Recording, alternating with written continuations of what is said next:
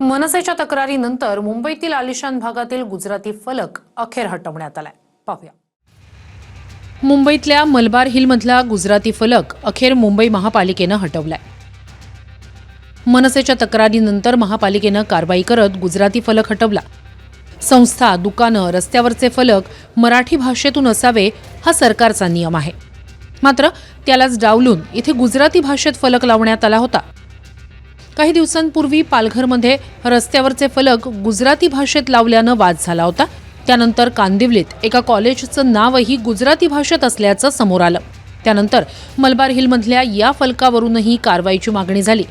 Malabar hill हा मतदारसंघ भाजपचे नेते आणि मंत्री मंगलप्रभात लोढा यांचा आहे. या मतदारसंघात मराठीसोबतच जैन आणि गुजराती भाषिकांचीही संख्या अधिक आहे.